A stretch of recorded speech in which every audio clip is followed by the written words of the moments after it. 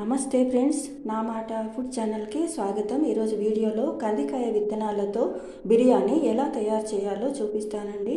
ముందుగా కందికాయలు ఇలా ఒలిచి తీసుకోవాలండి. ఒక టీ గ్లాస్తో కందికాయ విత్తనాలు తీసుకున్నాను.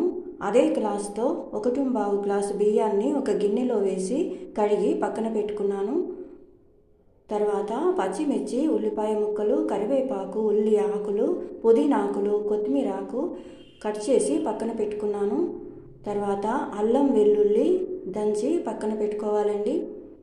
తర్వాత స్టవ్ ఆన్ చేసుకొని స్టవ్ పైన కుక్కర్ పెట్టిన తర్వాత తగినంత ఆయిల్ వేసి వేడైన తర్వాత ఆవాలు వేసుకోవాలండి. తర్వాత జీలకర్ర వేస్తున్నాను. తర్వాత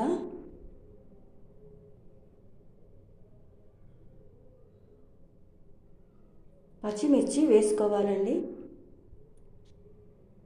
తర్వాత ఉల్లిపాయ ముక్కలు వేస్తున్నాను. తర్వాత ఉల్లి ఆకులు వేసుకోవాలండి. తర్వాత పుదీనా ఆకు వేస్తున్నాను.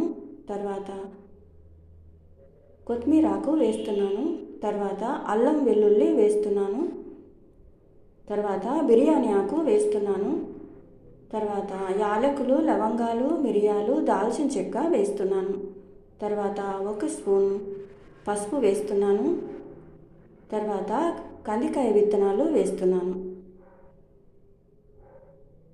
తర్వాత ఈ విధంగా కలుపుకోవాలండి.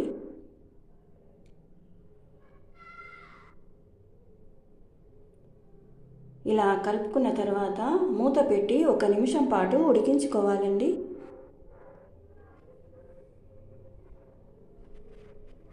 తర్వాత నీళ్ళని వంపేసి బియ్యాన్ని కుక్కర్లో వేసుకోవాలి. తర్వాత 1 స్పూన్ సాల్ట్ వేస్తున్నాను. తర్వాత ఈ విధంగా కలుపుకోవాలండి.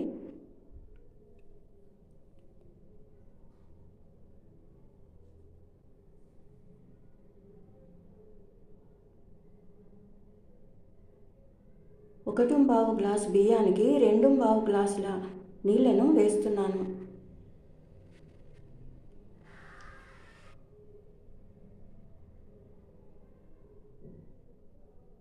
తర్వాత కొద్దిగా నెయ్యి వేస్తున్నాను. తర్వాత ఈ విధంగా కలుపుకున్న తర్వాత మూత పెట్టి విజిల్ పెట్టి 2 విజిల్స్ వచ్చే వరకు వెయిట్ చేయాలండి.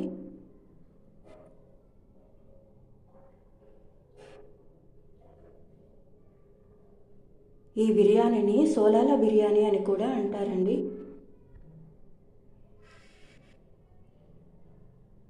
రెండు విజిల్స్ తర్వాత స్టవ్ ఆఫ్ చేసుకోవాలండి. తర్వాత మూత తీసిన తర్వాత ఈ విధంగా ఉంటుందండి. ఇలా తయారు చేసుకున్న బిర్యానీ చాలా టేస్టీగా ఉంటుందండి. చాలా పొడి పొడిగా కూడా ఉంటుంది.